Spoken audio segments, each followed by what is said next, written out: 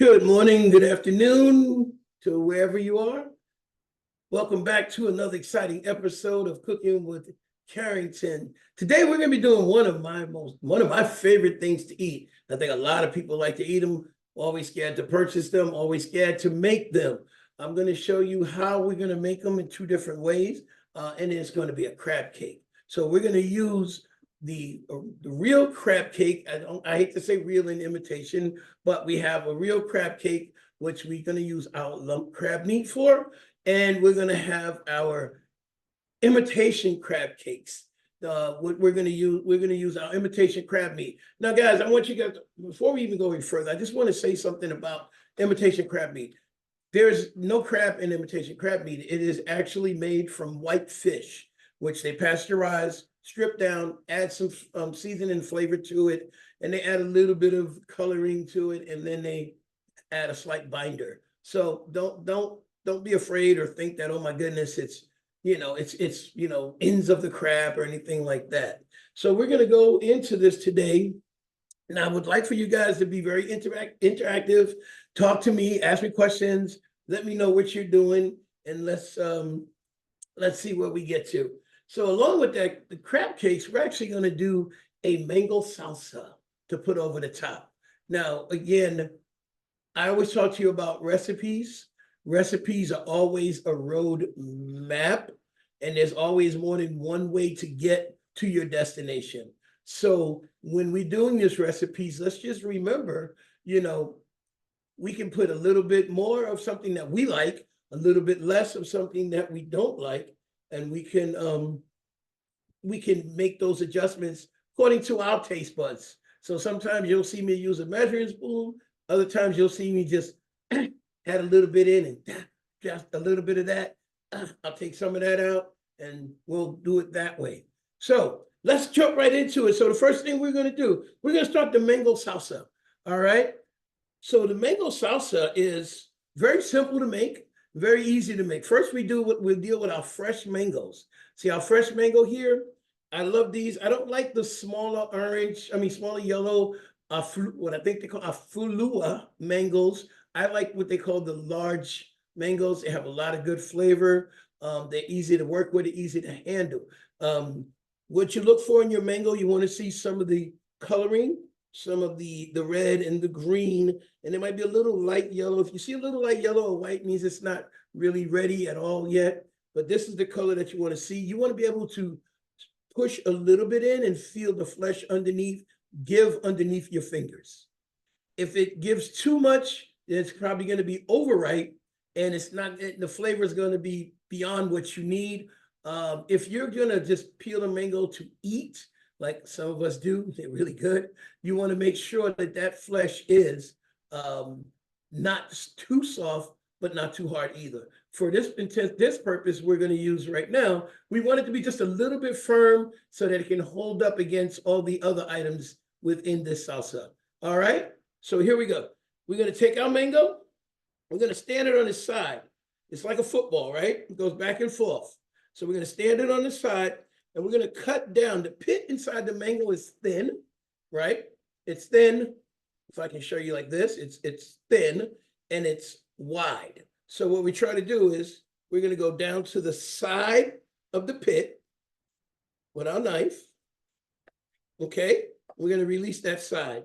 Then we're going to turn it around to the other side, and we're going to go down to the side again, and we come down. All right, you see that? Now here's the key. You want to make sure you get all of your mango as much as you can. Food is too expensive not to use as much of everything as we can. So what I'm going to do here, from the top, I'm going to go in slightly, and then I'm just going to go around, and your knife should actually slide right along that pit line. All right, and you're going to end up with something that looks like this. Okay, it's just a little sliver. And we're going to do the same thing on the other side. I'm going to hold it. Be careful now. Don't let your knife slip. You're going to come around, go around it just like a football or an egg. Might be a little bit easier for to say an egg. There you are. And so your pit is right in there. If you can see that, that's your pit line here. Now I'm going to show you what I do when I get to this part. We're not going to use the rest of it. I'm going to take a bite of it. Ooh, there we go. So that pig gets thrown away. Now, what we're going to do here, we're going to go ahead. We're going to take this. We start with the thin pieces first. And we're just going to cut into it, but not through the skin. So you're going to cut in. You see the skin pull back. And we're going to slide our knife along here. And actually, I'm going to do the next one with a smaller knife so that you guys can see that it's okay to use a smaller knife. So we're going to go and we're going to do the same thing. We're going to cut in to the skin. Then we're going to slide our knife right along the skin. Keep your fingers away from that knife. We don't want any blood on the cutting board. Now here where I have a little bit of the pit left here, I'm just going to take and I'm just going to slice down. And we're going to get rid of that, okay? So that part's done. Then for the center part, we're going to take it and we're going to score it. All right, so we're going to score. We're going to make a little, we're not cutting through. We're trying not to cut through. We're going to go just down. Can you guys see what I'm doing? Then we're going to cut across. All right.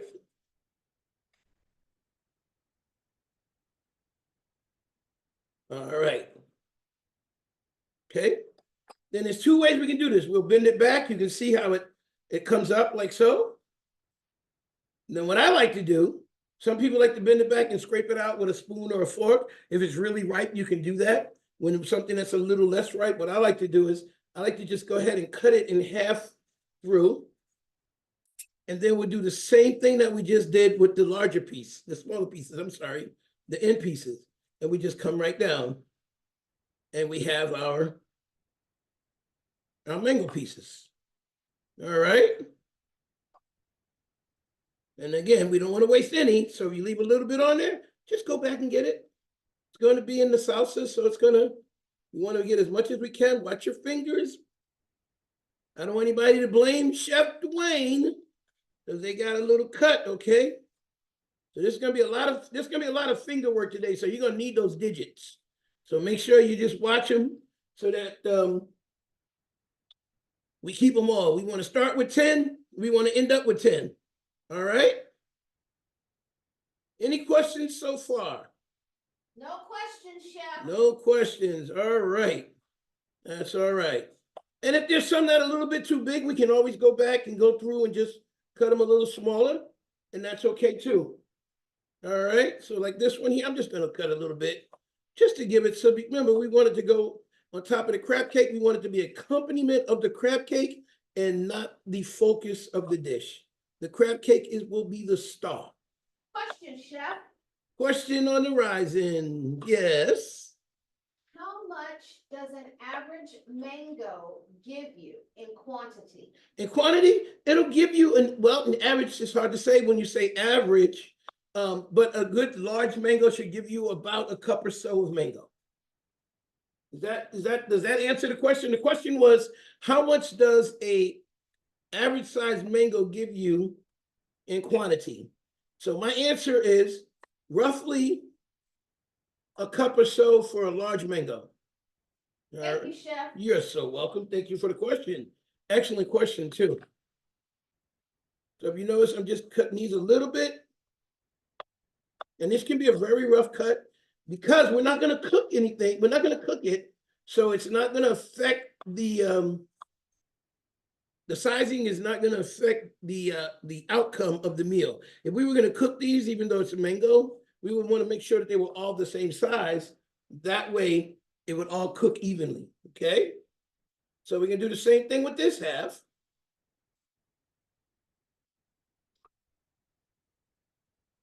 All right. Everybody see what we're doing? I'm going to do these a little bit smaller.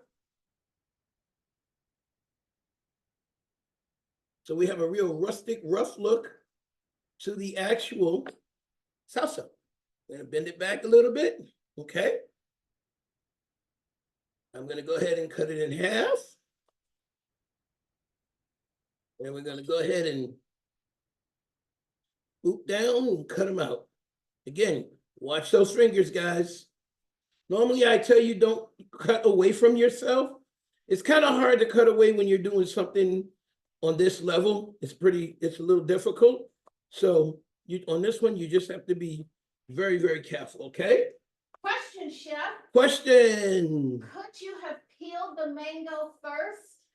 The question is, could I have peeled the mango first? We could have peeled the mango first, but when that happens, when you peel the mango ahead of time, mango, papaya, those types, they're very slippery and wet, and it's very hard to keep it from moving around and sliding around when you go to cut it, and you have more of an opportunity or a chance, I should say, of cutting yourself.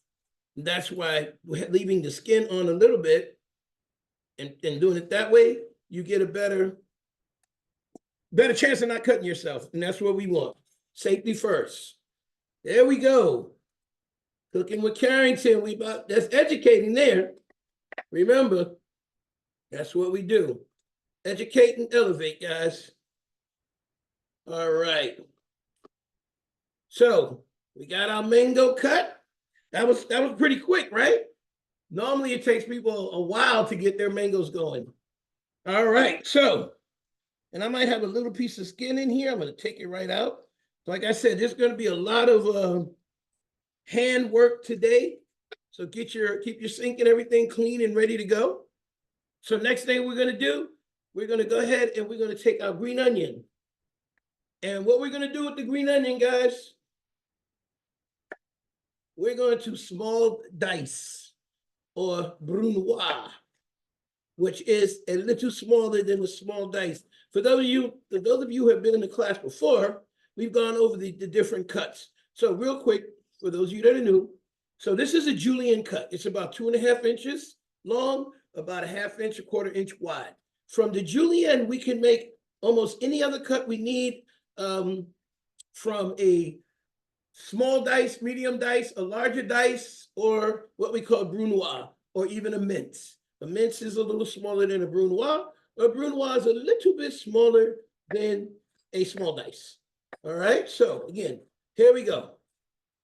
Question, Chef. Question.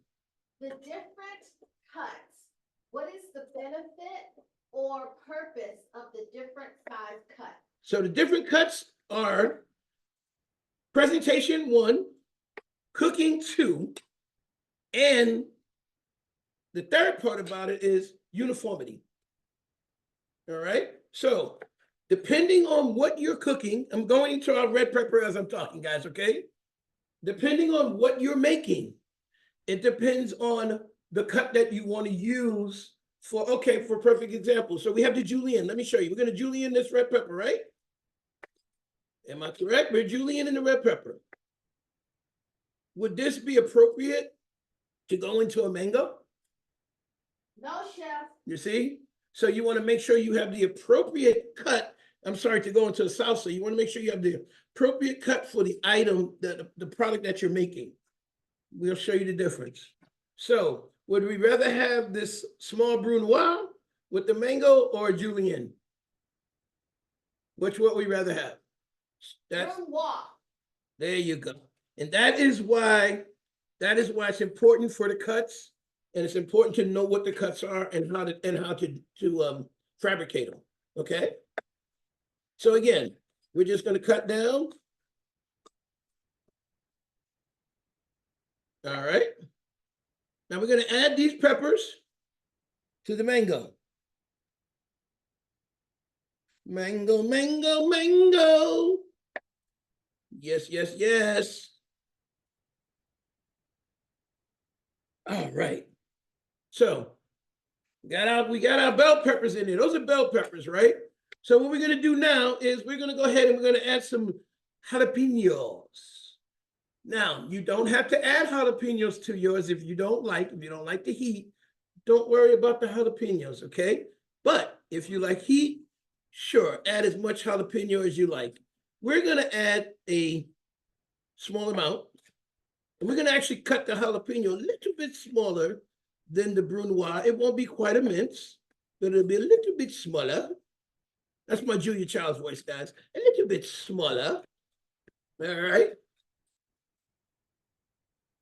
Question, question, Chef. Question. And we're gonna- Of all the peppers you could have chosen to add a little heat, why the jalapeno? Great question. Question is, why the jalapeno of all the peppers that we could have used? You know, there's tons of peppers out there. I love to use Scotch bonnets when I'm cooking Caribbean food, but that is Caribbean. I love to use habaneros when I'm looking for something super, super hot. I'll use a habanero. If I need something that's kind of mild, then it's more like on a just very generic form, I may use a banana pepper. If I want something a little bit smoky, I may use a chipotle pepper. So it depends on what we're doing and why we're doing. Everything has a purpose. So remember that when we're cooking. If it doesn't have a purpose, we should not, it shouldn't be in there. Okay, so I'm using the habanero, the jalapeno, excuse me, because the salsa itself is a Mexican-based or middle America-based item, and we want to make sure that we stay within the context of what we're making. Does that make sense? Yes, Chef. All right, on the red onion, I've showed us before how to peel an onion. I'm sorry I didn't do it just now. I was talking, but we peel our red onion. We get rid of the husk and the root end, and then we're gonna cut in half through the middle, straight down. And then for this purpose, we only need about a quarter of it. I particularly am not a big fan of raw onions. Some people are. So again, this is where it comes into what do you like? Okay. So here, now the onion, what I'm going to do is I'm going to cut down again, small, not all the way through. And I'm going to turn it on its side and I'm going to cut down again, not all the way through. Then I'm going to come back. There's little pieces here. We'll just cut on those. Then I'm going to come back and we're going to cut down. All right. Then when we get to the end where we didn't cut, we're going to go ahead and just finish that up real easy, like so. All right. And you know, red onions, a lot of people like them. And some people call them Bermuda onions. Some people, you know, hamburgers are they're big on burgers and things like that. But in the Caribbean and in Central America, they're used a lot in the different marinades that are made. Your ceviche, your escabeche, all of those red onions actually play a really good role in. So I'm going to go ahead and add your onion into here. So we have everything in here now, correct? We have our mango, we have our bell peppers, we have our jalapeno peppers, correct? Yes, Chef. What else do we need to add in here? Cayenne pepper. All right, that's a subjective. If you like, you add cayenne. If you don't have to. All right, so we're just going to mix this around just a little bit. Show you. You see how the colors are coming up really nice? And because the mango was not as sweet as we wanted it to be, or not as soft as we want it to be, which is actually pretty good for the crab cake, to be honest with you. We don't want it to be too sweet because the crab meat has a sweetness already, and we don't want to overpower that. So what I'm going to do is I'm going to add a little bit of lemon juice. All right. And with the lemon juice, we're going to do the acid from the lemon juice is going to start to break the mango down a little bit more, make it a little bit softer. How does that look, guys? Delicious. All right. So now we are going to add a little bit of cayenne to ours. Would you like some cayenne, guys? That's on you. So we're going to add a little bit of cayenne. And normally I have my spices, I buy them in bulk, but then I've been transferring them to, guys, let me show you. Be careful now, depending on what you like. I'm only going to put a dab in. That's it. All right. But I've been transferring them into different jars and things like that because it's been holding a little bit better, but it's still better to buy them bulk. Now we're going to sit this to the side. All right. We're going to mix it well. Make sure everything's incorporated in there, even the things that are flying out the bowl. All right. Really nice. Okay. We're gonna sit this to the side. When we get ready to plate, we're gonna add this right on top of the crab cakes. There we go. Okay, here we go. We're gonna wash our hands a little bit.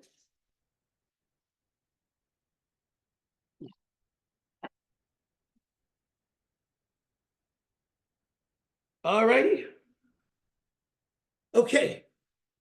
Next thing, we're going to go ahead and we're going to start our crab cake.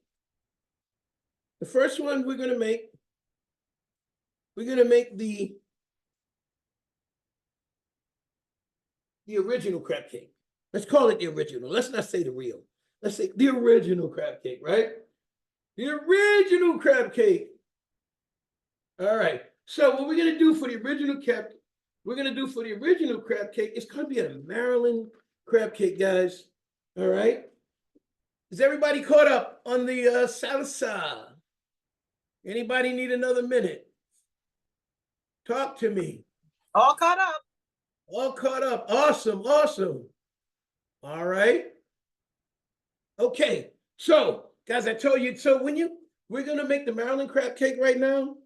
With the Maryland crab cake, like I put on the instructions, we want to make sure that I like to use lump crab.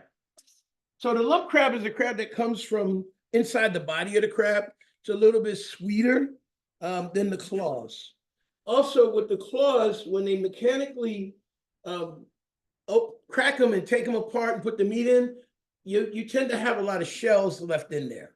So what I like to do is I don't like going going through all the crab meat, trying to find shells and pull them out and everything else. And I also believe that the lump is a lot sweeter than the shells. All right. So what we got here, we have a red crab lump meat. The red crab is indigenous to Australia. It's a little sweeter than what we have in North America, as mostly what you get is the blue crab here in North America. All right. And again, when I try to tell people, when you do your crab cakes, you don't want to smash them up. You want to keep nice, meaty portions. You can see that. Doesn't that look good? Question I get a lot is, can you eat crab meat right out of the can? Yes, you can. So, crab meat, like tuna, it's pasteurized. So it's ready to eat. A lot of people don't realize that, but it is ready to eat, just like canned salmon. It's already pasteurized, has a slight cook to it, ready to go. This is very, very good. This is a very sweet, this red crab is very, very sweet, has a lot of flavor. It's really, really good. So we're going to do this. Question, Chef. Question, yes. Is all crab meat equal? Question is all crab meat equal? The answer to that is for its particular purpose and its region. So we're using a Australian crab meat for a mid-Atlantic Maryland style crab cake. Is the sweetness of this gonna change the crab cake because of what's in it, because of the other ingredients, because it's mid-Atlantic, which is traditionally the blue crab? I don't think so as much. I like the flavor. I like the sweetness. I like the touches that each item gives to this particular dish. Now, you have crabs from all over the world. Crabs come from everywhere. And it all depends on your particular preference. It depends on what's available in your region. And that's really the biggest part of the crab for me. What is available at the time? Crab meat it's expensive. Yes, it is. But it's also very accessible once you make it. So when you make your crab cakes, you know, this is something that you can, once you make your patty, you can freeze this and you can bring them out, use them later on. You don't have to cook them all at one time. There's different things that you can do with them. You can stuff them inside salmon. You can stuff them inside other seafood. There's so many applications for a crab cake style preparation. It doesn't just have to be a grilled crab cake or sauteed crab cake. There's so many different things you can do with it. And with that being said, it gives you that great versatility. So when you look at it, the price of the can, it may look really expensive, but when you think of all the things that you can do with that one can, and if you look at this is a pound of crab meat. This is a lot of crab meat, guys. This is a lot of crab meat. All right. So that's Chef, it. Yes. what do we do with the liquid in the can? You can pour your liquid off. I'm glad you Okay. said that because what I liked about this one in particular, there was no liquid. And again, when you go to buy your crab meat, it's good to shake the can a little bit. If you feel like there's more liquid than needed, try another brand. Because you're paying, the weight is everything that's included. So when they package it, they put it in the can, that purge that comes off, that's the liquid, you're paying for that for the pound, by the pound of the same price of the crab meat. All right? Question, Chef, Question. should you ever use fresh crab for this application? Oh, yes. And again, that has to do with region. So if I'm in Maryland, where they do a lot of crabbing, we're gonna get fresh crabs right out of the bay. If we're in the Northeast of New York, or if we're in Alaska or on the West Coast where they actually crab, definitely you use fresh crabs. Most definitely. Always there is a mantra that I like to use when it comes to cooking, especially specialty items, produce, crab meat, different proteins. Fresh is always going to be best. Okay. Then a lot of people say frozen. When you say frozen, you have to be careful because sometimes frozen is not better than canned. Now you go, oh, wow. Well, two things. Canned is always going to be picked at the peak, right? The problem with canning comes in when they add the preservatives.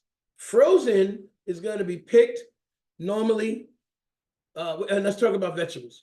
Normally picked, flash cooked, then frozen, okay? And then packaged. So you have to really look at the ingredient list, look at what's going on, because sometimes canned can be better than frozen. When it comes to protein, fresh is always going to be best.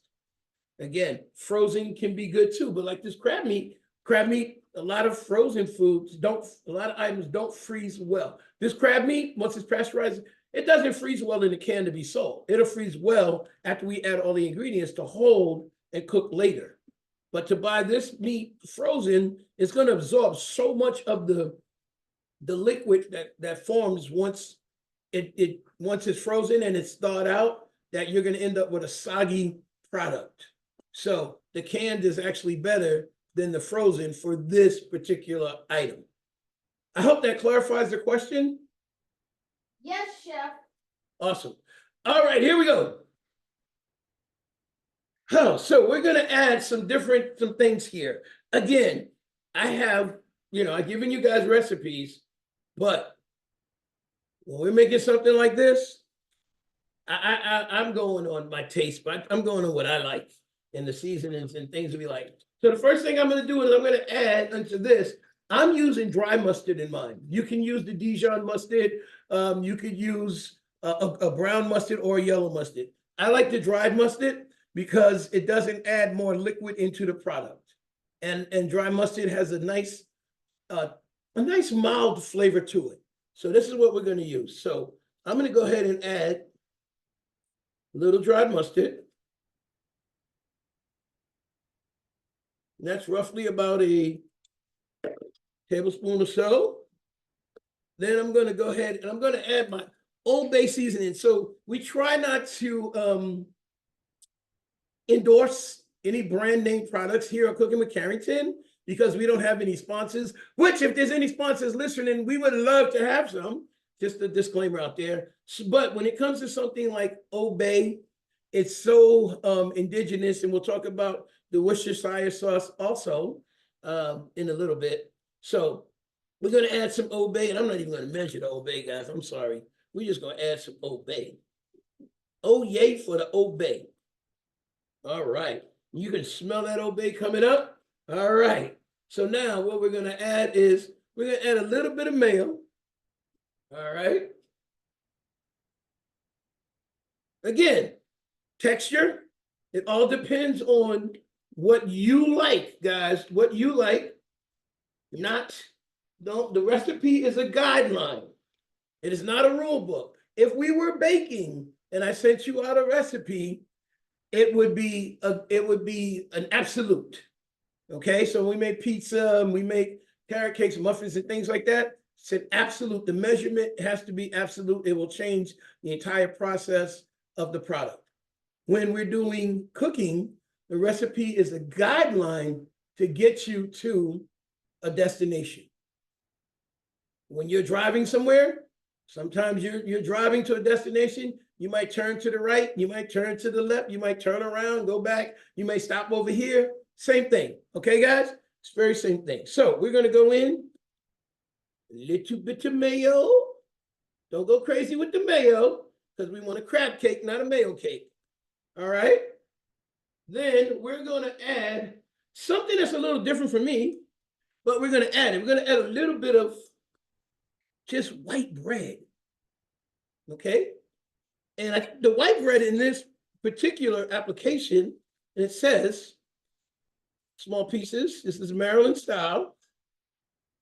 The white bread in this particular application is to absorb the liquid and make it, and we're going to add an egg. And so the bread and the egg will hold together, form a binding unit to hold your crab cake together. All right. So it calls for two because there was so little liquid in my crab cake, I'm only going to add one slice of bread to it. Question, chef. Question. Why wouldn't wheat bread work? You could use any kind of bread you want. And we'll discuss that in a minute when we do the when we do the alternative crab cake. That's a good word. Alternative crab cake. How's that sound, guys?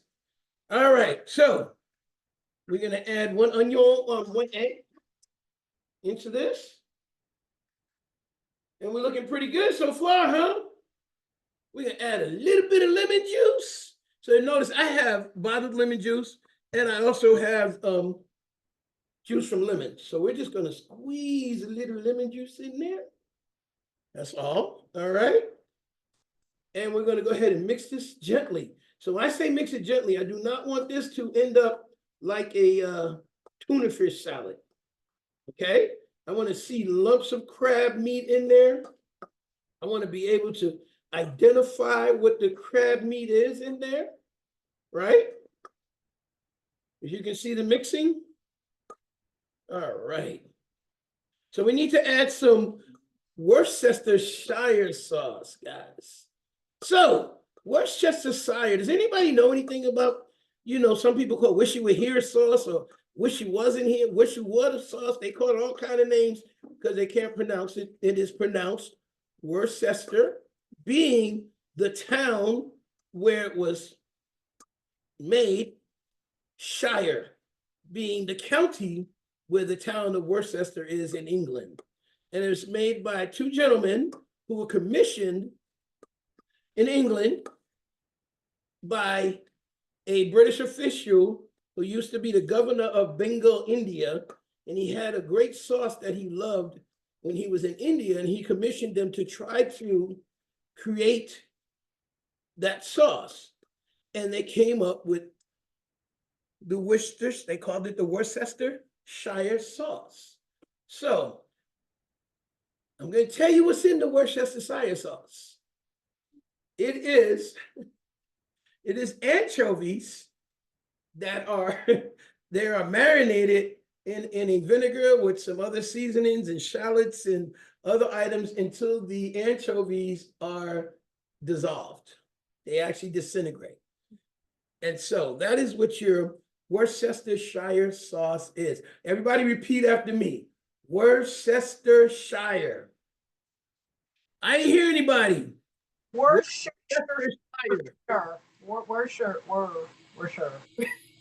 Worcestershire sauce.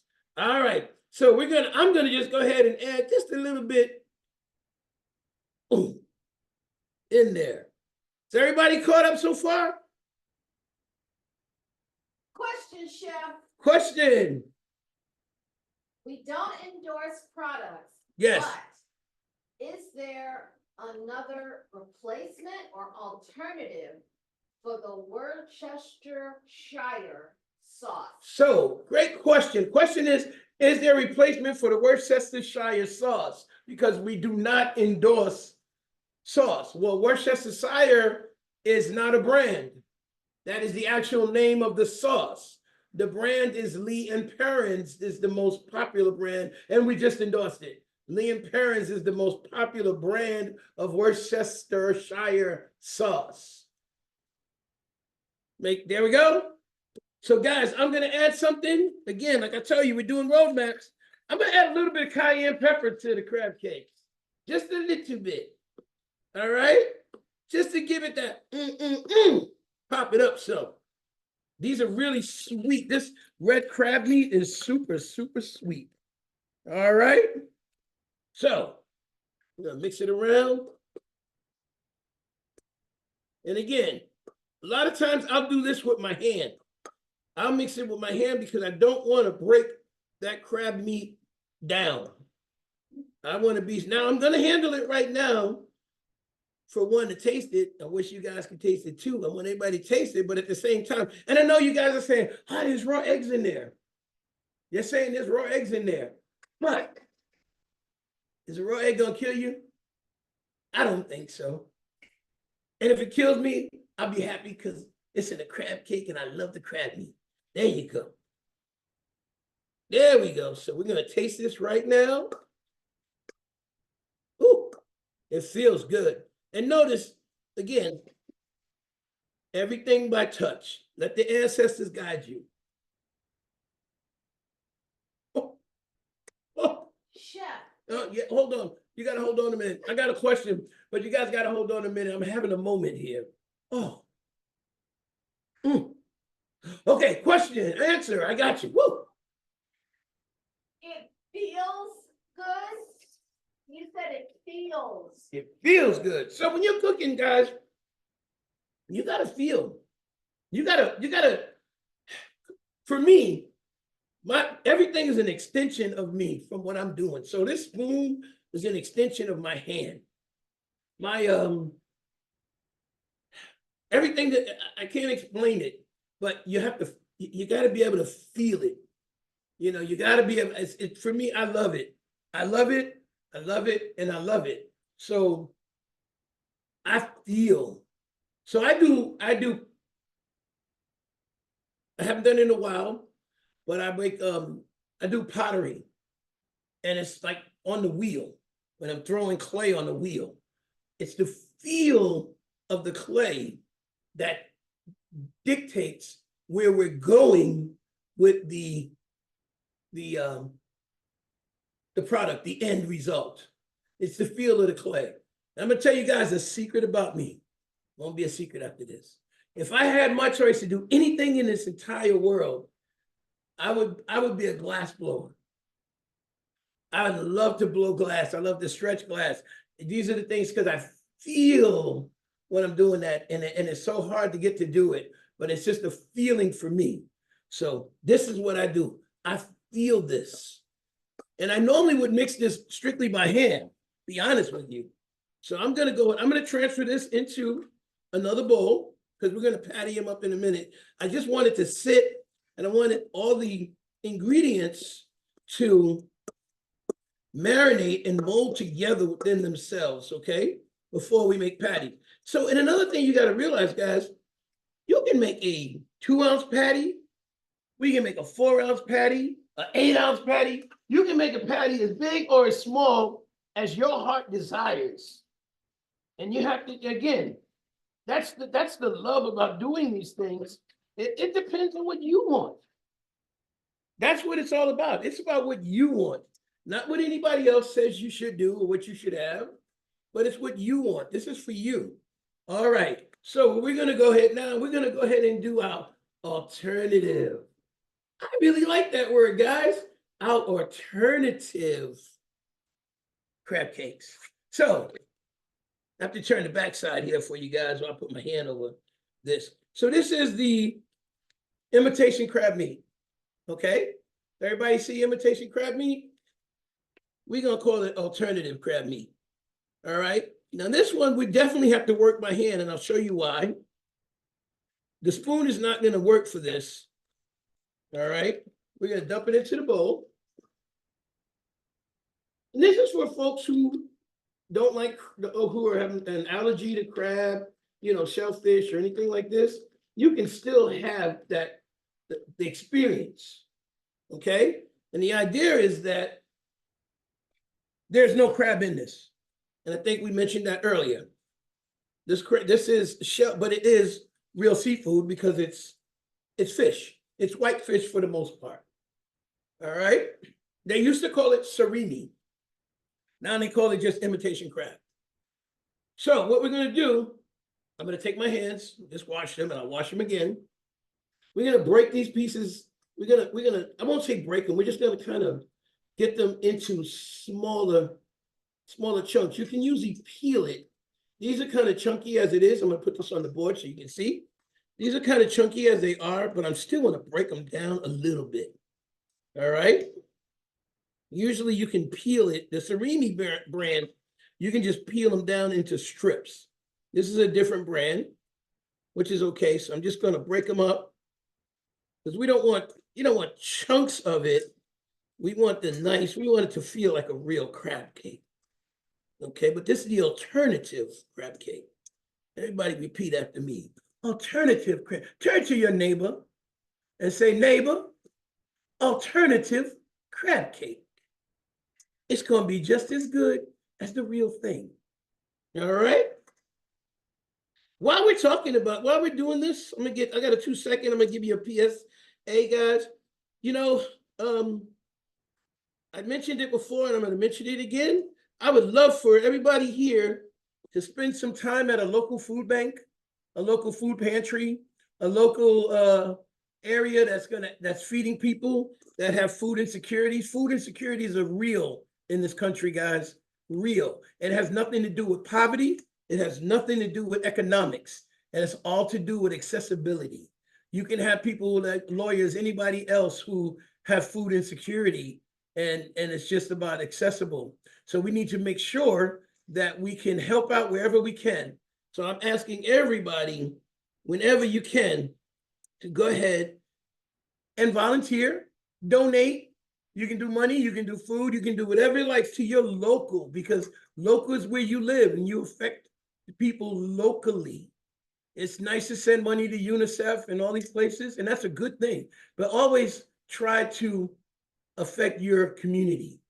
All right? And one thing about food insecurity, most times people will not even let you know that they're food insecure. So let's remember that. All right, I'm gonna go wash my hands. We're gonna get into this. Oh yeah. All right. Who's using the alternative crab meat? Anybody? I'm doing both. Doing both. All right. How's that alternative crab meat feel? Not the same. That's right. Because of the binders in it. Not that it's fake, not that it's anything in it that's abnormal, but we do need to add things to it to lift it up some. Okay? On the crab cake, on the real crab, you notice we didn't add anything other than seasoning and flavors. On the alternative, we're going to add some onion, and we're going to add some green onion and some bell pepper, and just because it helps lift up the flavor a little bit. And again, we're gonna go and we're gonna brunoise. And we don't need a lot, okay? Did anybody taste your alternative? Taste it. It's usually pretty sweet. This brand is actually not that sweet, and it's not that bad in flavor. Texture is quite different. All right. We're gonna add a little bit of red.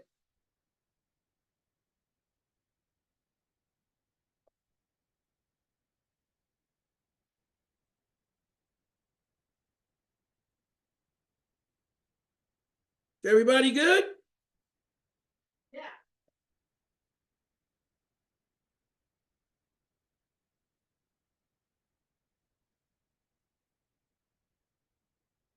All right.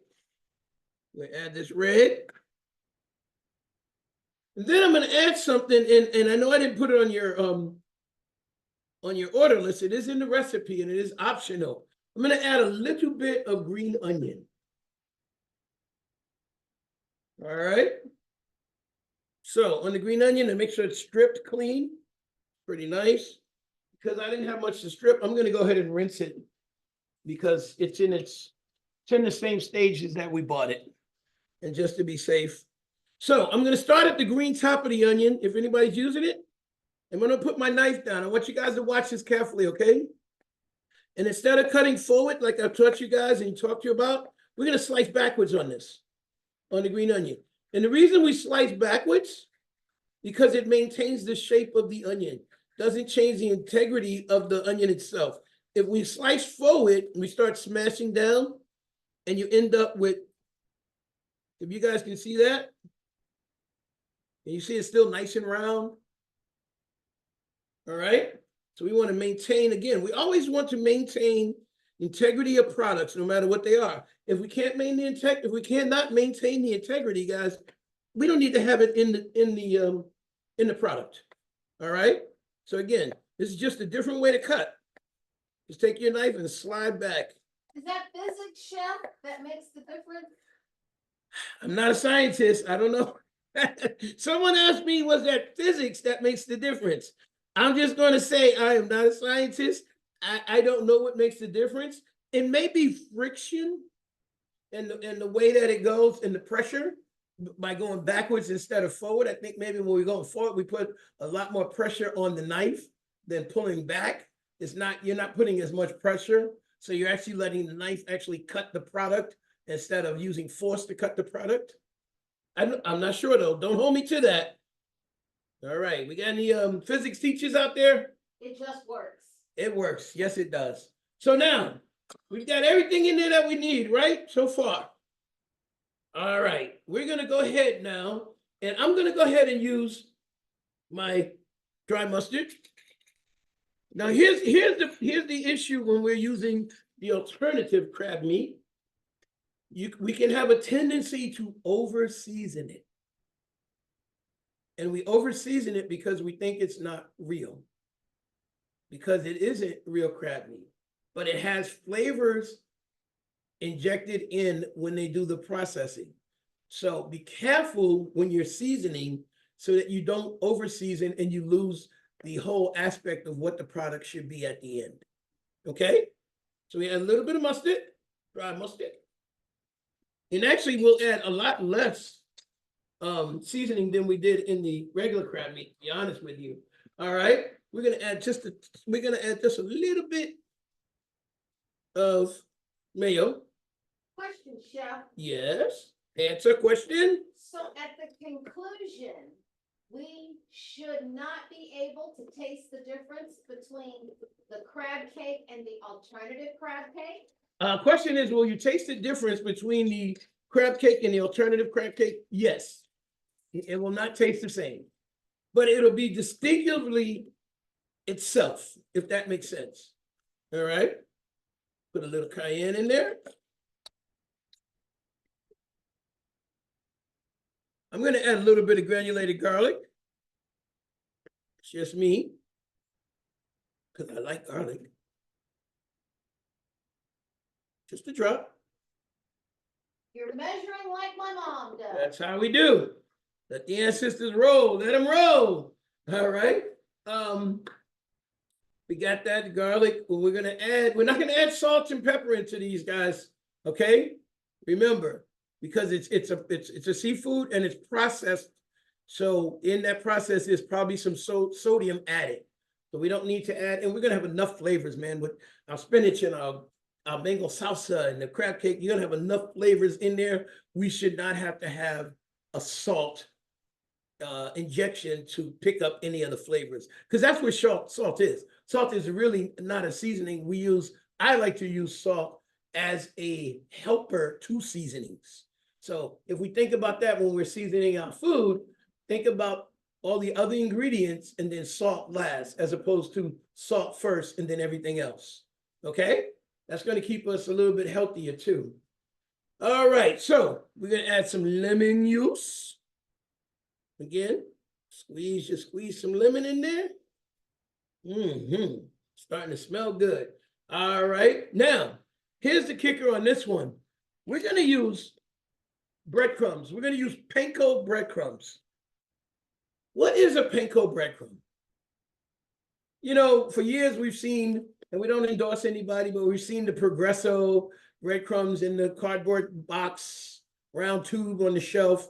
And then about 15 years ago, all of a sudden, this panko popped up. Panko breadcrumbs. So, and everybody wants to say it's Japanese. That sounds really exotic. Japanese panko breadcrumbs. And everybody thinks about, you know, what is it? The chef competition where you got the Iron Chef, and thank you, and all of that. In actuality, panko breadcrumbs are breadcrumbs where the crust has been removed. Your regular breadcrumbs are just bread that's dried out, toasted, and they grind up the whole thing, crust and everything. Panko is your crust has been removed, and then they grind it. And they coarse grind it instead of fine grinding it. You got that, guys? That's it? That's it. So you can make your own breadcrumbs at home. So anytime you guys buy your Italian breads or your French breads and they get, you know, hard and dry, you can grind the whole thing up and that's your breadcrumb. Or you can go ahead and trim that crust off and grind it up, and now you got panko breadcrumbs. Okay? So again, we're gonna measure this panko breadcrumb really carefully, okay? Guys, pay real good attention. We're gonna measure it really good. All right. Ooh, there we go. That's the science, the exact science of it. All right. And we got to add 1 huevos. Bada boom. There we go. All right. Here we go. We're going to mix this up. Now, if you guys weren't watching, you know what? I'm going to act like y'all ain't watching. All right? Y'all mind if I act like you're not watching? We're not watching. All right, there we go. We're going to get in there because we want to get those lumps a little bit finer. And I'm really in there. You can hear it? All up in there, Chef. Yes, indeedy. Only way to be. Got to get it done. And you can feel the moisture in his is much more moist than the crab meat. And it's starting to break down good. And I'm going to add a little more breadcrumbs to it just to absorb. And that's from the egg too. And we want that egg. So does anybody know why we put eggs in things like this? Binder. That's right. Eggs are natural binders. So just to give you a little bit of a history, here we go. Cooking with Carrington, educating and elevating. So we know oil and vinegar do not mix, right? Correct. If you pour oil and vinegar into a container, they will separate, correct? Correct. All right, there's 3 things that will make them come together. What is called emulsification. Does anybody know what they are? All right, I will tell you. The first one is mustard. will make them come hold together. The second one is speed and air. That's why they tell you put it in a food processor and it spins around so fast and it incorporates air as it's spinning. But the last one, which has been used for hundreds and thousands of years, is an egg. The yolk of the egg, to be particular. It will work as a binder, as an emulsifier, because that's what eggs do. All right, just a little bit of information. Question, Chef. Question. When you say mustard is an emulsifier, do you mean liquid Yes, mustard? yes. It would have to be a processed mustard, not the seed and not a dry mustard. Question is, if mustard is an emulsifier, is it liquid or is it the raw form of mustard in the seed or the dried form? It is actually the liquid form. Great question. All right. I'm going to add a tiny bit more breadcrumb. Panko, crumbs, panko. Panko, stanko. All right. And then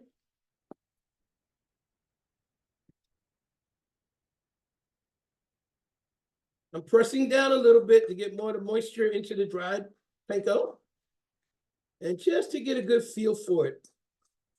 And I think we got a nice feel. Is everyone caught up so far?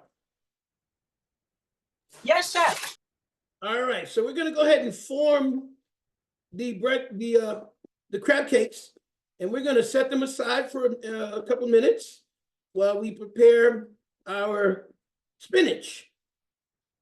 Question: was everybody able to get the broadleaf spinach, or did everybody have to get baby spinach? Got the broadleaf. All right. Chef, I don't know what broadleaf spinach is. I'm going to show you what it is right now. Sometimes it's called curly spinach.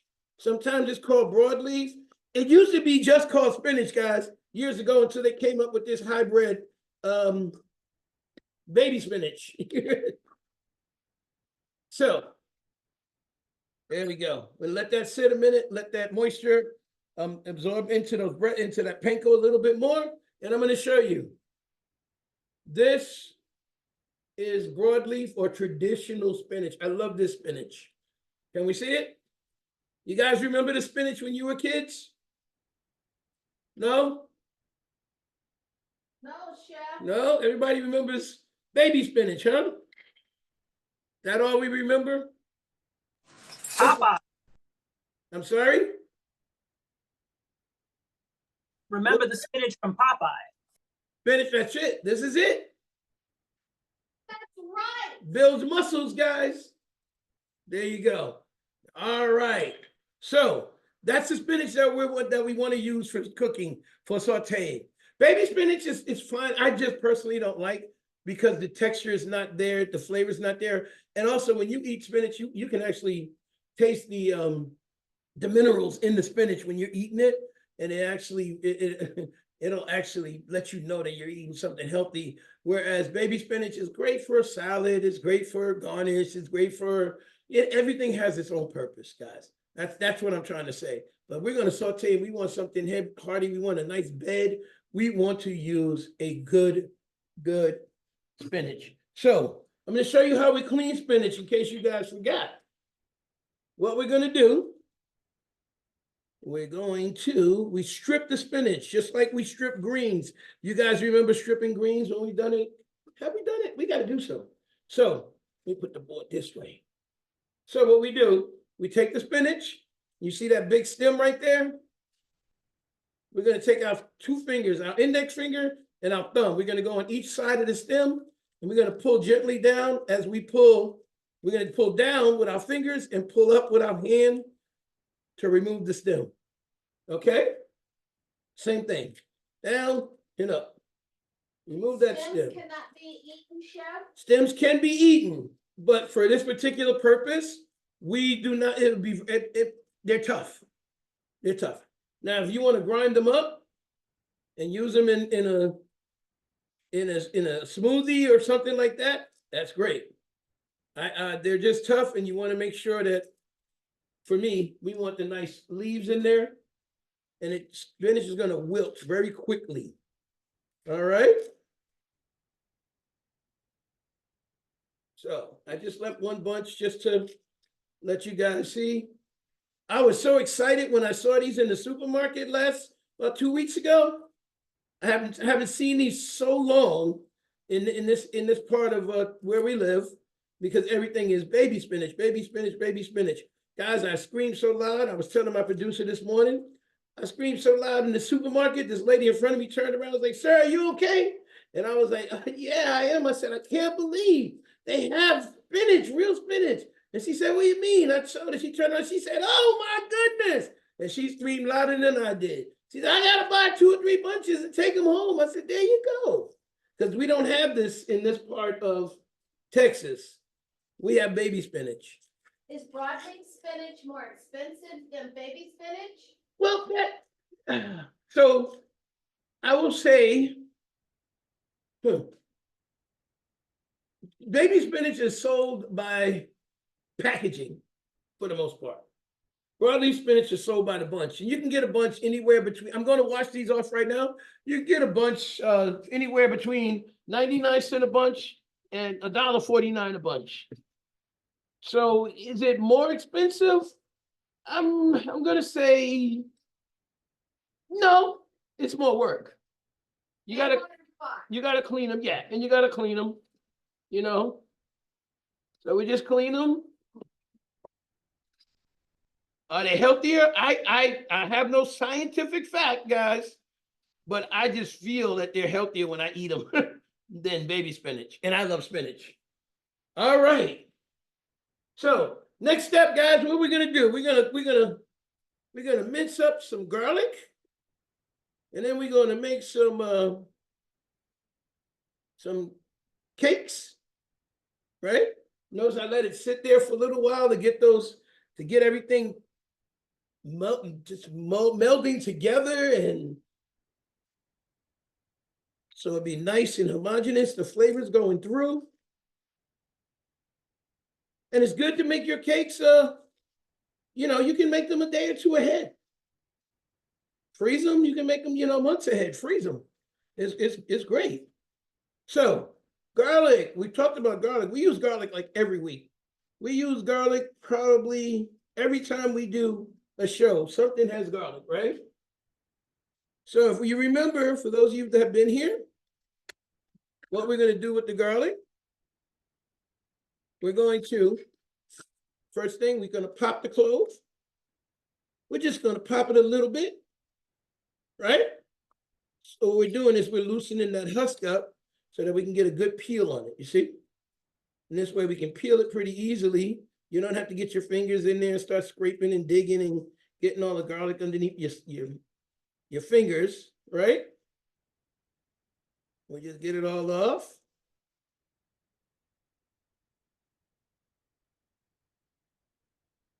There we go. We got one that's got a little bit of wear and tear on it, so we're going to cut that out. Notice we always want to clean our board, okay? So you see that there? We're just going to cut that out. We don't want that in there. It's not that it's made the whole piece of garlic bad. It hasn't. We just don't want it in there. All right, so what I'm going to do, I'm going to take my cloves and I'm going to smash them. Okay? There's a couple things that we can do, and I don't think I've talked to you about this before.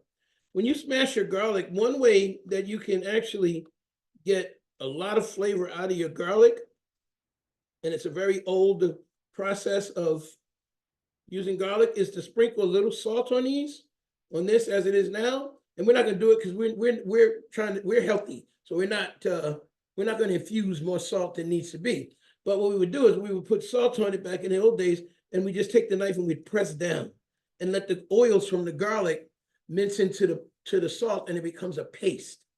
And it's a lot easier to use, and it has really good flavor, of course, because it got salt and garlic. So here we go. So we're just gonna slice these right across the boards here. I'm gonna put a little slither in on each one. Then we're gonna go down on it. There we go. I'm gonna turn this one around. We're gonna go back on this one.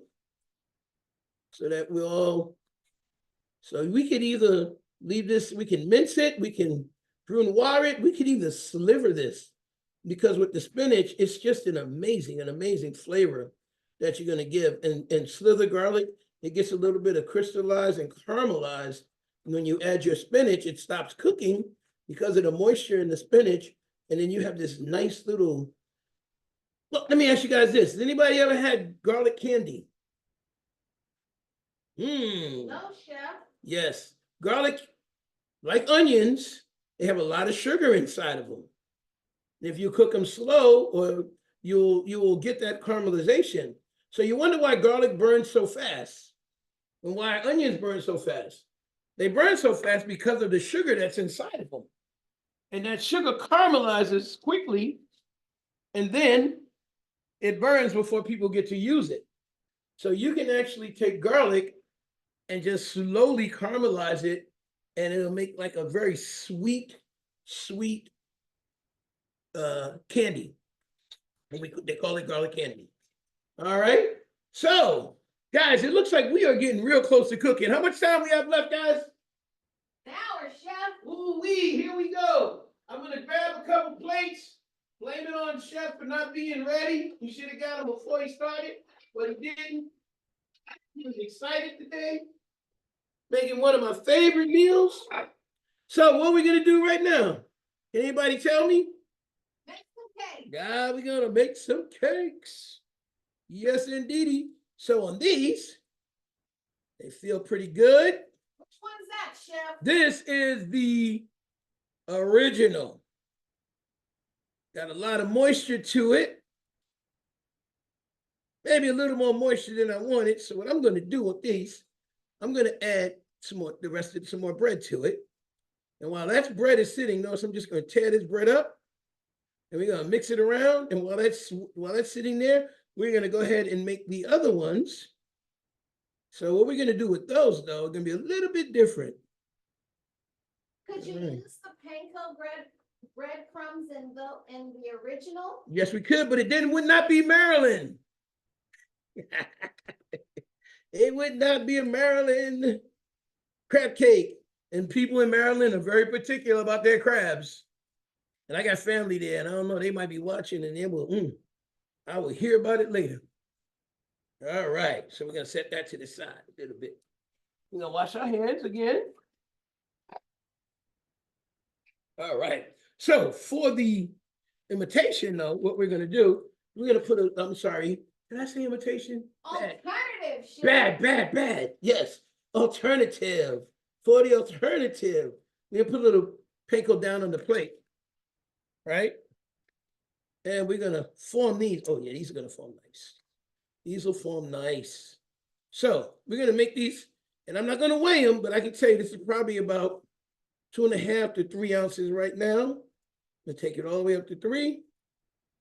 And then we're gonna, just to get it to hold, we just put a little bit on it. We want it to get to hold. All right.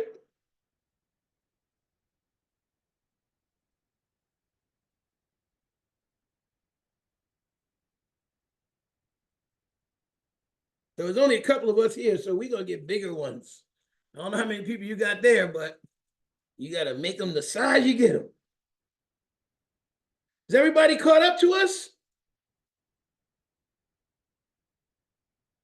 Question, Chef. Question. When my mom makes salmon croquettes, she uses crunched up crackers. Yes. For the purpose that you're using the panko, could you use crunched up crackers instead? Yes, you can. And they actually sell cracker crumbs. You can use cracker crumbs. You can use breadcrumbs, cereal. You could use cornflakes. I just did a healthy food event for people, and they wanted fried chicken. They wanted a healthy fried chicken. So I did I marinated the chicken breast in an Italian vinaigrette that I made, and then we actually breaded it with cornflakes, and then we baked it in the oven. And it's the same process. Cornflakes maybe not the most healthiest, but it's a little bit better than all the carbs that you find in the breadcrumbs and the cracker crumbs. But yes, you can use crackers. I mean, that the salmon croquettes actually were made from years ago, flatbreads dried out, which essentially became cracker crumbs. My mom used to make salmon croquettes. Oh my gosh, like every other Friday, and I never liked them. That's just me. Now I miss all the stuff she used to make. Like I couldn't stand Brussels sprouts. Oh my gosh. You know what? We have to make some Brussels sprouts. We got some great Brussels sprout recipe. I have an awesome one that we use. And man, I didn't like Brussels sprouts growing up. My mother used to make them. I used to cry. I don't want to eat the baby cabbages. I don't want to eat them. And she was like, boy, you're going to eat whatever goes in front of you. See, it ain't like today where we tell our kids, oh, you don't want it? Don't worry about it. We'll make you something else. My mama didn't do that. All right, so we're going to do these crab cakes. These are nice and light. You'll see the difference in these. I'm going to let my cameraman taste it real quick to see how light these crab cakes are. And this is definitely Maryland style crab cakes. A lot of times when you get crab cakes, they're so dense and tight. And this is from the over mixing, the overworking. See the lightness and the sweetness? That makes a nice crab cake. There we go. And we don't want to handle it too much. Everybody making their cakes? Yes, yeah. Are your cakes nice and light? They feel good? Yes, yeah. All right. And remember, these are not your breaded crab cakes that you find in your, I won't say it, but those restaurants, the ones that just drop in and fry everything and ask you if you want fried rice or lo mein with them. So these are not those. All right. This is a Maryland style crab cake. My Uncle Bobby would be so proud of me right now. Every time I go visit him in Baltimore, in Washington, he always takes me down to the wharf. He wants to get crabs and all kind of stuff. My dad, who just passed away a little while ago, he's from the DC area. In New York, crabs weren't that big when we were young, but he would go and get bushels of blue crabs and he'd bring them home. Then he'd get a ton of beer. And he wasn't a beer drinker, but he would take the beer and he would boil the beer down with some seasonings that he had.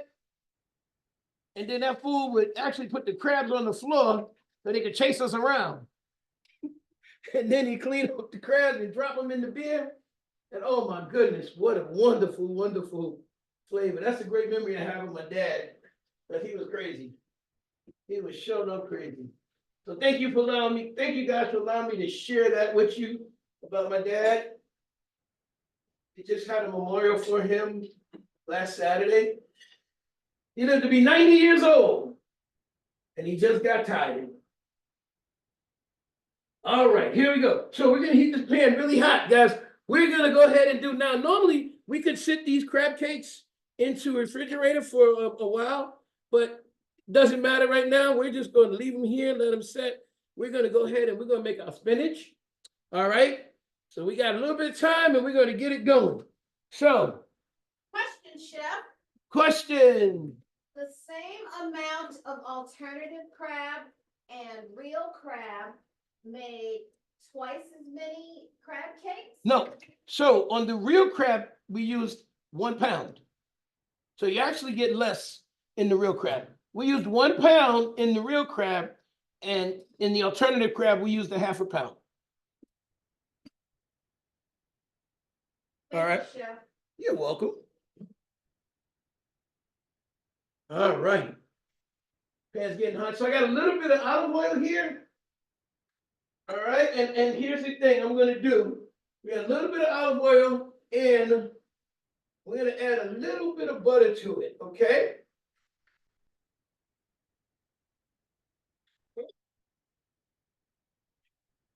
So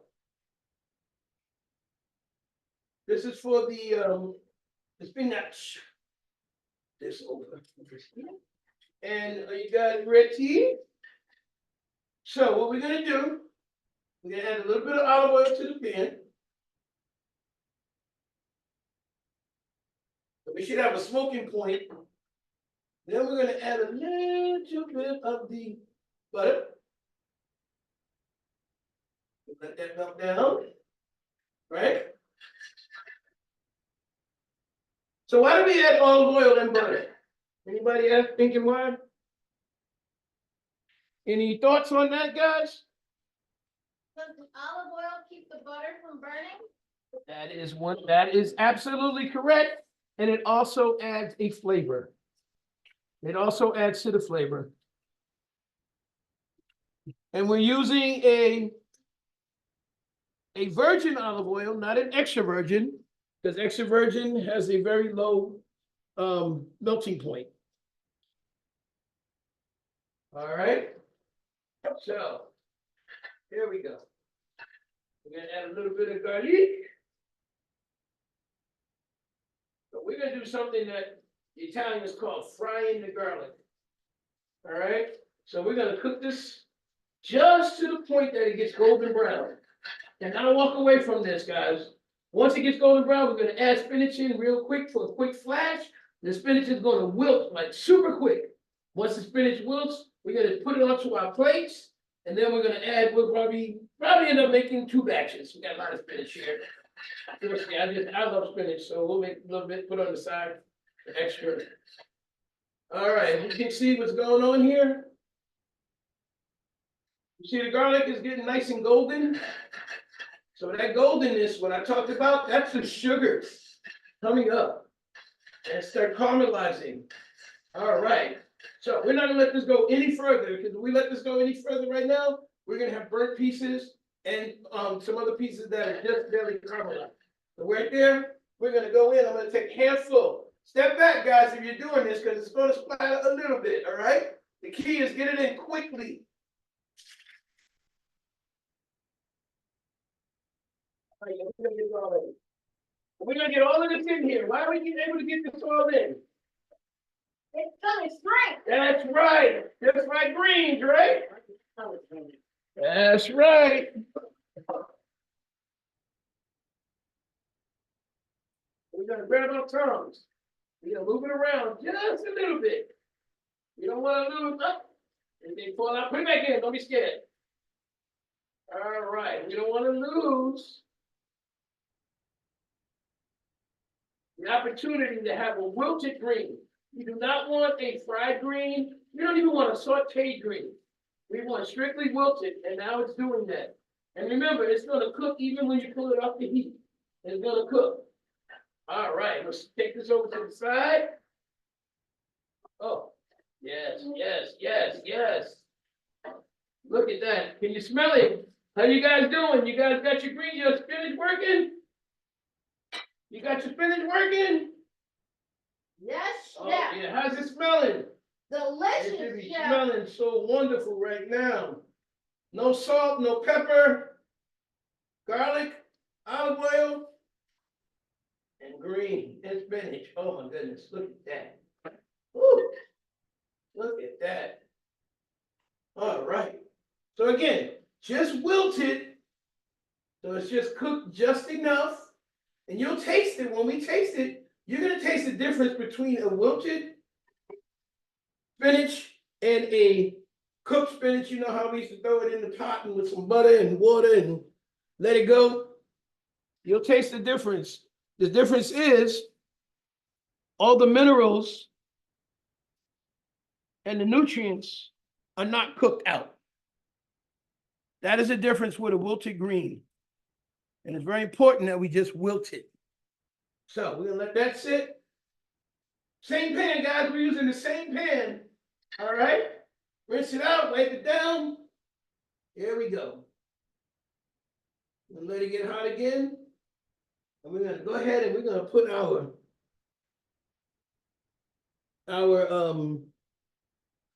crab cakes in there. We're gonna brown them on each side a little bit. I'm gonna taste this one. Mm. Okay. And we're gonna actually top it right on top of the spinach. So we're doing restaurant plate style here now, guys, okay? Are you ready? We're ready, chef. And check our salsa. We're gonna see, did it get a nice little marinade just sitting there by itself, working itself out?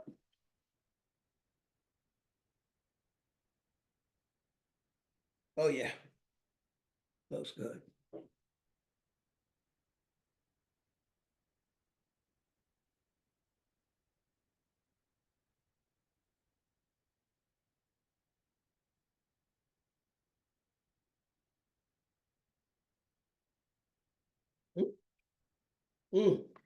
Okay, you're gonna like that too.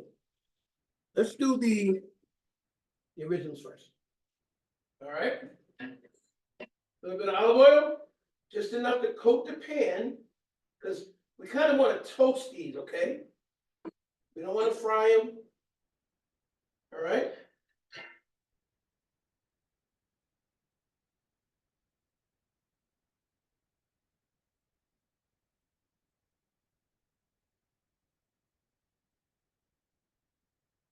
You're gonna pick them up gently. We're gonna put them down gently. Let the pan get a little bit hotter. The oil get a little bit hotter. Oh, there we go. You hear it talking to us now? It's talking, chef. Can you hear it? All right, that's what we want. Again, you gotta handle these things very gently. They are very light and they're delicate, like little flowers.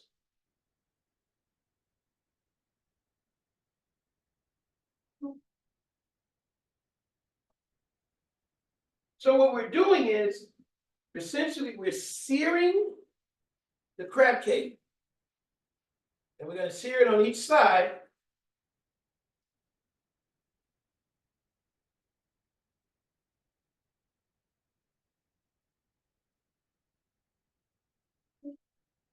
Nice and fluffy. Got a little sticky on those two. The rest of them will move it. We'll let those sit for a second. And we'll move that after. All right. We're gonna let those cook a little bit. Let them keep talking to us. Any questions so far, guys? Any questions? No question, chef. All right. I'm gonna add a little bit of butter into that pan. All right.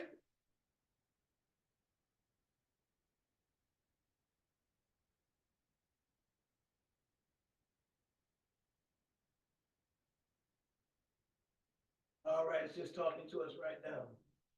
Guys, if you're enjoying what you're seeing and you're enjoying what we're doing, do me a favor. When you go to our YouTube, go ahead and subscribe. Tell your buddies about it. Tell everybody you know to go ahead and subscribe for us. We are at the point right now where we think we're getting to the point where we're ready. We are ready to expose ourselves to the world. So if you subscribe, you can help us and you will be one of the original of Cooking with Carrington. And we appreciate you guys so much. Your dedication. All right. Let that brown up nice and good. We're gonna turn them over, let them brown. We'll add this other one and we'll add those at the same time. And we're gonna actually put our originals here. And we'll put our alternatives here. Is that good? All right, thank you so much. Awesome.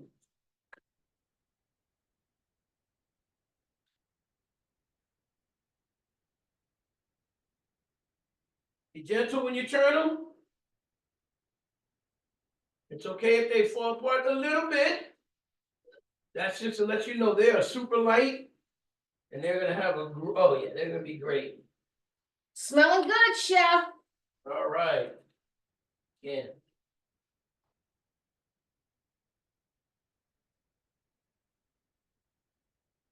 A little bit, we're gonna hold those down. Got little stickage there, and it wasn't quite hot, and this one also, so we're gonna let those go a little bit longer, but these should be okay. This one is okay. Yep. Move it. Up. Right over there we go.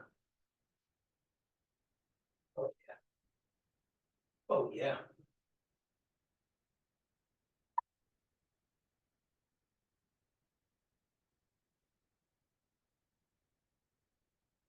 All right. Let that pan is talking to us a little bit. We may be able to get just a little more heat on it, not too much. Guys, you don't want your heat too high, okay? Because we want to make sure we get a nice sear and we keep the form together.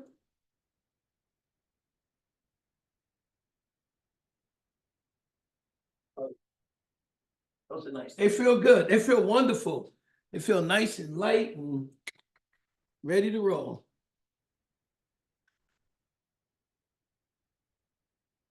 All right.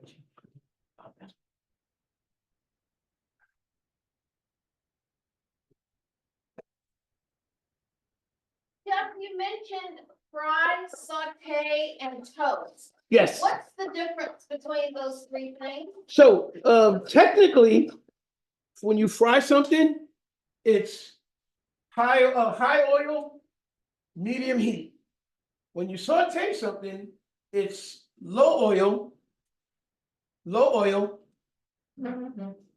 It's low oil with high heat. That would be saute. When we're toasting, it's very limited oil, and you just want the surface for the most part of the pan, pot, whatever you're using, just to get hot enough so that it can give a sear or a browning to the item that you're toasting. All right? Thank you, chef. You're so welcome. Ooh, you feel good. Everybody got theirs in the pan? Yes, chef.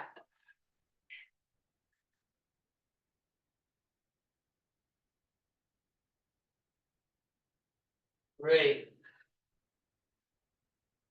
So we added a little bit of butter. That little bit of butter is going to give it a little extra color and a little more of a sear on those sides. But these are about ready to come out. They don't take long, guys. All right? Another question about the crab, chef. Yes. Question about crab. Canned crab or refrigerated crab? Canned crab or, well, even if it's in a can, it'll usually be refrigerated in your store. It would probably not be on a shelf because of the pasteurization. Normally, I find them in refrigeration. Not in a freezer, but in refrigeration. No? Okay. Thank you, chef. You're so welcome.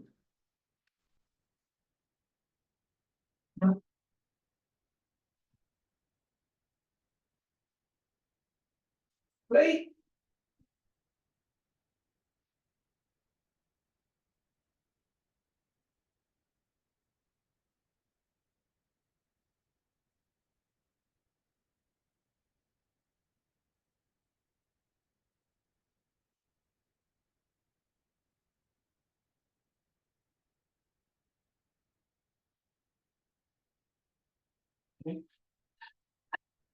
Just out. And if you're gonna cook again in that same pan, make sure you at least rinse your pan out and then wipe it dry. This way you don't this way it eliminate burning and hopefully sticking. All right. We're gonna have to go back in. If you notice, we only used one pan today.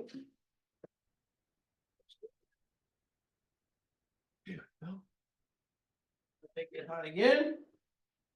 And I put two on here. Normally I would only put one on top of the spinach, but I know we're gonna have a couple people here that's gonna taste it. So let's go ahead and get it like this.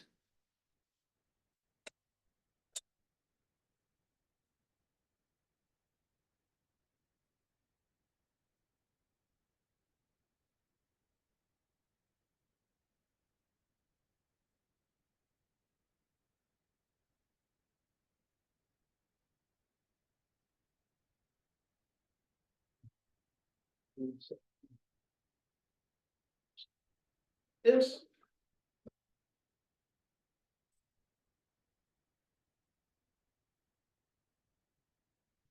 Oh.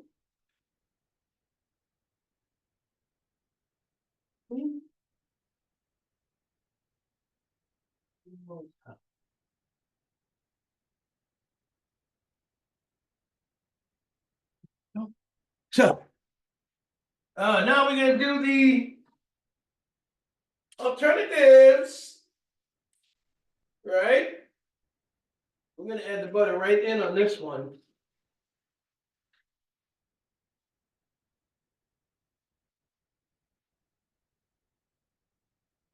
Drop.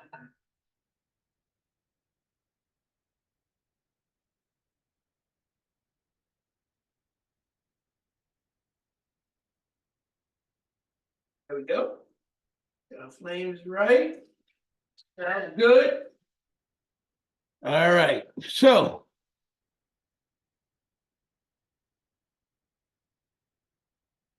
Pick them up.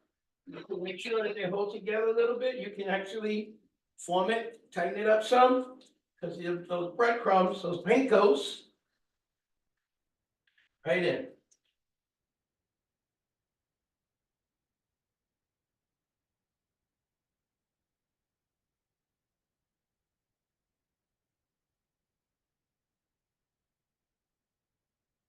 There we go.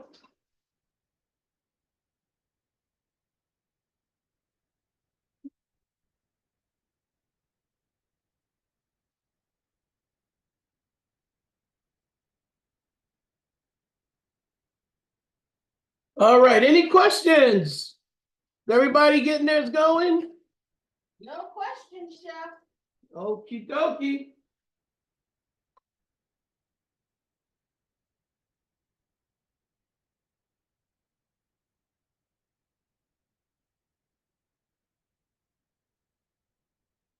I'm gonna move this one off of here. Not. What's this one?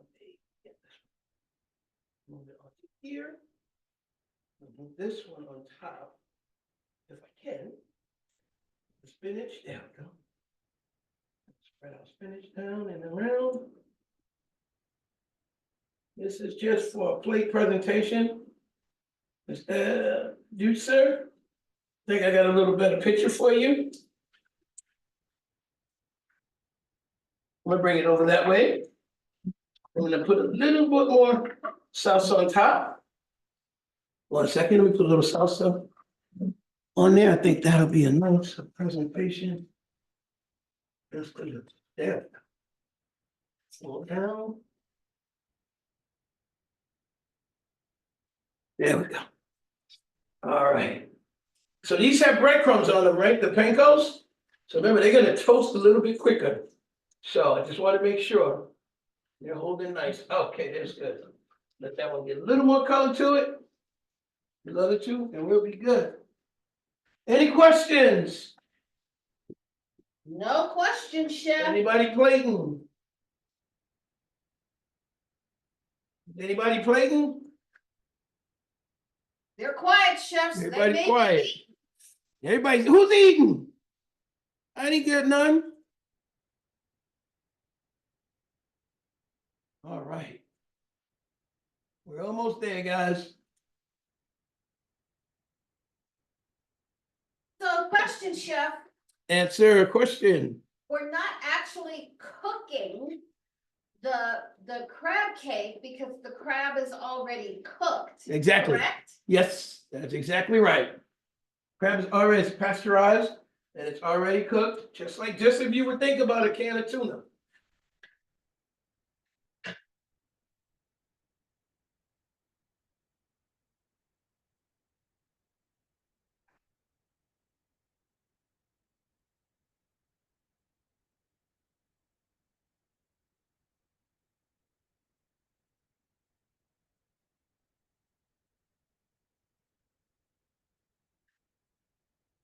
All right. Get one more ready and we're gonna be good.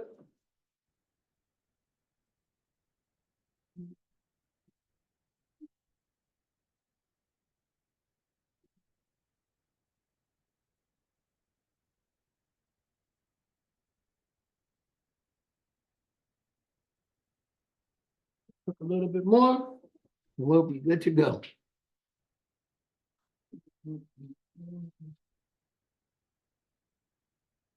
Everybody's quiet. Zainab, are you here? Nobody. I'm here. I'm here. I'm plating up. You plating? All right, we want to see it. All right.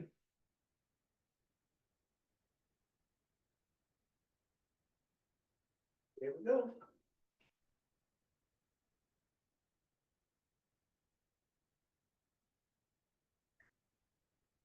Question, Chef. Yes. So besides the spinach, what else would accompany the alternative or regular crab cakes? You know, crab cakes are so versatile.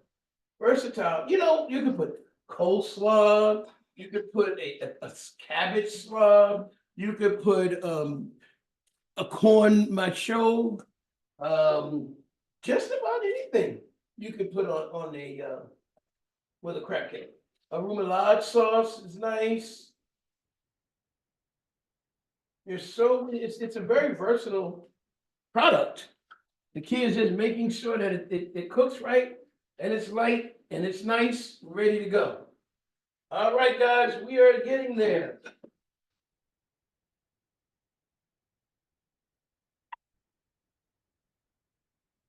At this point. Are there any other questions? No question, Chef. No questions. All right. Did anybody learn anything today? Nobody taught. We always learn with cooking with Carrington. All right, that's our goal. Educate and elevate. That's what we plan to do. That's what we aim to do. And that's what we hope we achieve every time we do. Guys, I thank you for being here with us. I want you guys to know that we are going to have another one in a few months. If you will you'll get the information, but just again, please do two things for Chef Carrington. One is please go on to our YouTube and subscribe. The second is please volunteer and help out. Let's try to stamp out our underprivileged or our nutritionally deprived population, nutrient deficit, anything that you can to help feed those who are in need as much as you can. Help out at your food bank, help out at your local pantry.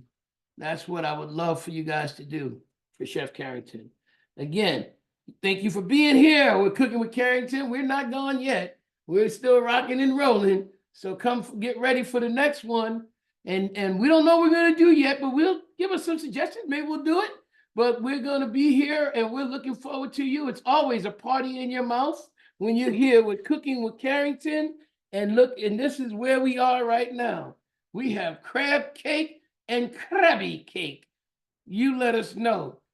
Let me know how it turned out on your end, and we're going to let you know how it turned out on our end. And as always, thank you for being here with Cooking for Carrington, where our aim is to elevate and educate, and there's always a party in your mouth. Thank you so much, guys. See you next time.